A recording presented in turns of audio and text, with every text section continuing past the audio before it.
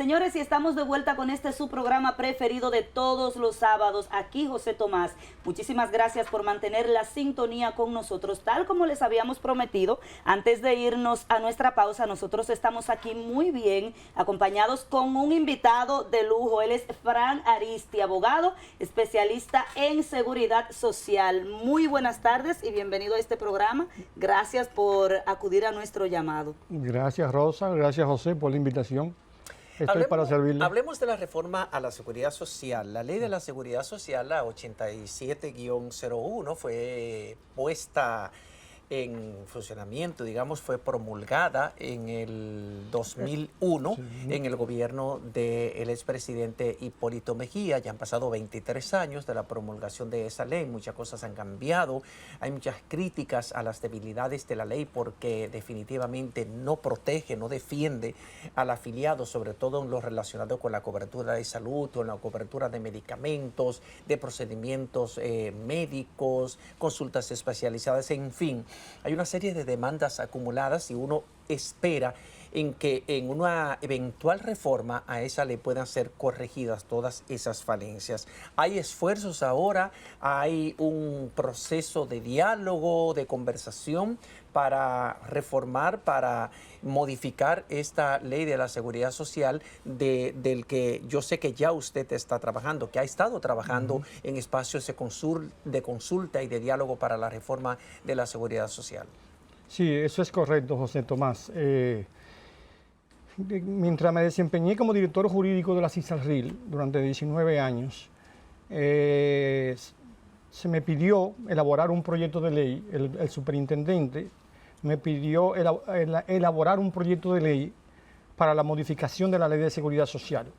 Ese proyecto de ley fue elaborado en el año 2016 y contempla la modificación de 99 artículos de la Ley de Seguridad Social.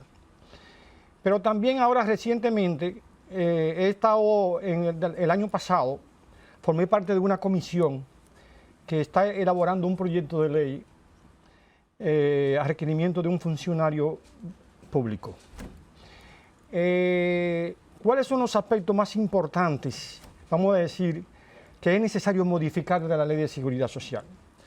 Lo primero es que hay aspectos de la ley que no se han implementado, que hay que implementarlo.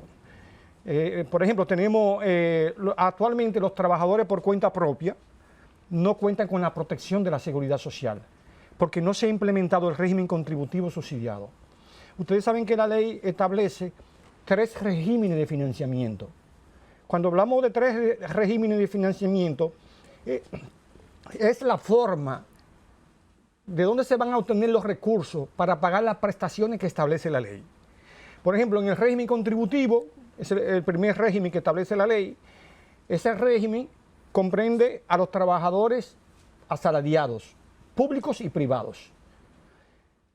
Es financiado ese régimen, como dice la ley, mediante una contribución del trabajador asalariado, del trabajador que trabaja en relación de dependencia, y una contribución del Estado. Tenemos el régimen subsidiado, que la ley establece que protege a los trabajadores por cuenta propia, pero oigan, con ingresos inferiores, ingresos promedio, porque los trabajadores por cuenta propia no deben ganar salarios. Sí. La ley establece que el régimen subsidiado protege a los trabajadores por cuenta propia con ingresos inferiores al salario mínimo nacional de la seguridad social, también a los indigentes, a los desempleados, a los desamparados. Pero también tenemos el tercer régimen de financiamiento, que es el que yo le estaba comentando ahorita, que es el régimen contributivo subsidiado, que protege a los trabajadores por cuenta propia. Se me olvidó decirle que el régimen subsidiado es financiado por el Estado. El afiliado al régimen subsidiado no contribuye. Entonces tenemos el régimen contributivo subsidiado, que la ley dice que protege a los trabajadores por cuenta propia, pero con ingresos iguales o superiores al salario mínimo nacional de la seguridad social. Mientras el régimen subsidiado protege también a trabajadores por cuenta propia, pero es con ingresos promedio inferiores al salario mínimo nacional de la seguridad social. El régimen contributivo subsidiado, les reitero, protege a los trabajadores por cuenta propia, pero con ingresos iguales o superiores al salario mínimo nacional de la Seguridad Social. Este régimen establece la ley que será financiado mediante una contribución del trabajador por cuenta propia y una contribución del Estado para suplir la falta del empleador. Como los trabajadores por cuenta propia no tienen un empleador, la ley estableció un subsidio estatal para suplir la falta del empleador. La ley establece que ese subsidio estatal será inversamente proporcional, ese subsidio del Estado, inversamente proporcional a los ingresos de los trabajadores por cuenta propia. Eso significa que mientras mayor ingreso tenga un trabajador por cuenta propia, se va a ir reduciendo el subsidio estatal. ¿Y eso se está aplicando? No, actualmente, lamentablemente, la ley fue promulgada el 9 de mayo del año 2001 y no se ha implementado el régimen contributivo. O sea, subsidiado. 23 años después, todavía tenemos la ley de la Seguridad Social, la 87-01, aplicada por retazos. Correctamente. Pero eso es increíble. Entonces nos estamos adentrando a una modificación a la Ley de Seguridad Social cuando ni siquiera la que tenemos vigente se ha aplicado de manera completa. Usted como experto en seguridad social entiende que si se aplica esa ley como fue concebida, los problemas que tiene República Dominicana en materia de seguridad social se resolverían sin necesidad de una modificación, o como quiera es necesaria la modificación. Como quiera es necesario, Rosa, la modificación. ¿Por qué? Que esos son de los aspectos que yo le voy a hablar ahora. Por ejemplo, nosotros tenemos un sistema de pensiones donde la gente dice que después que un trabajador cotice 30 años y se retire a los 60 años de edad, muchos comentan que los trabajadores van a recibir una pensión equivalente al 22 o el 25% de su salario.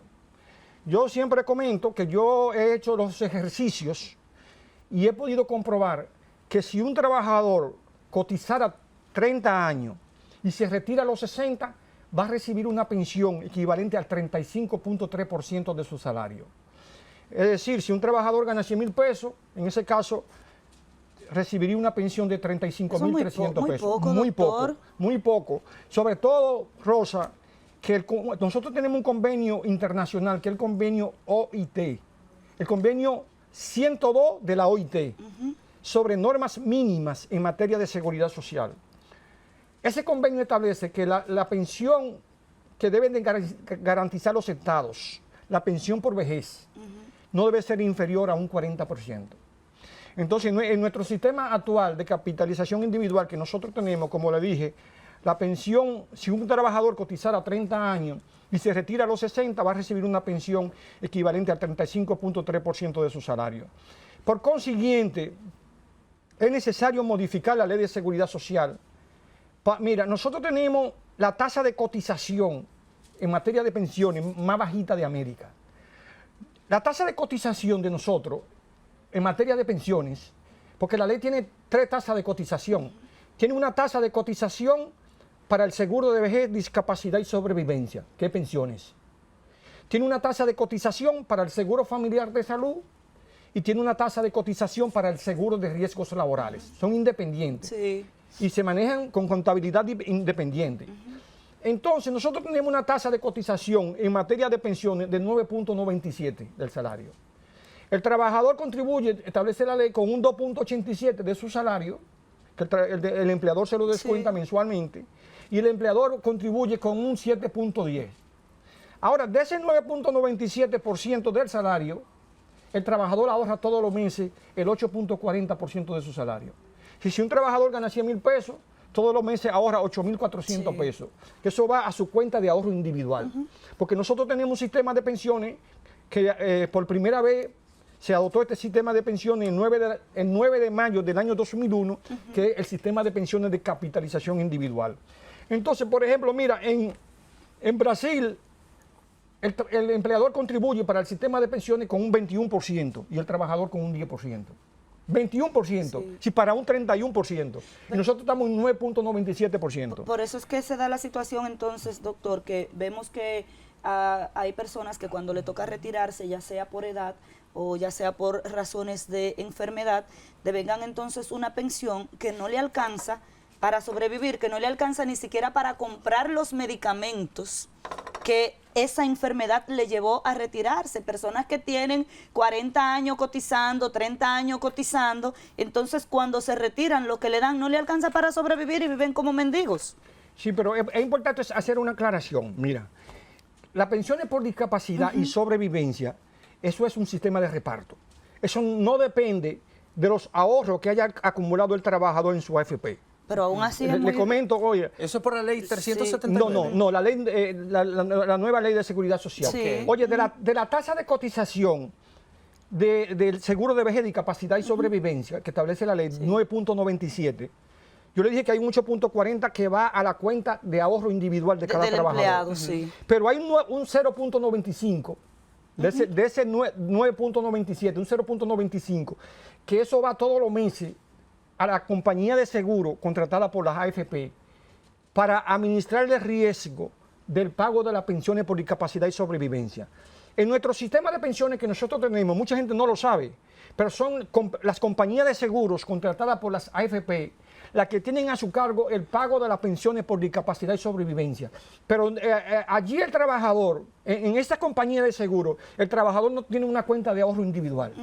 Eso va a un fondo común. Y la ley establece que la pensión, que por ejemplo, si un trabajador sufre una discapacidad total, oye, hay dos tipos de discapacidad: discapacidad parcial y discapacidad total. Se considera discapacidad parcial cuando el trabajador sufre una discapacidad que oscila entre un 50 y por debajo de un 67%. Es decir, cuando la lesión sufrida por el trabajador, la lesión, reduce entre un 50 y un 67% su capacidad productiva. Eso la ley lo considera como una discapacidad parcial. En ese caso, el trabajador tiene un derecho a una pensión equivalente al 30% del promedio de los salarios de los últimos 3 años. Vamos a guardar esa explicación para cuando regresemos después de la pausa, para que entonces no perdamos el hilo, porque este es un tema muy interesante. Estamos conversando con el doctor Frank Aristi, abogado especialista en seguridad social, y vamos a desenmarañar todas las falencias de la ley que instituye el régimen dominicano de seguridad social, la ley 87-01, después de la pausa comercial. Quédese con nosotros.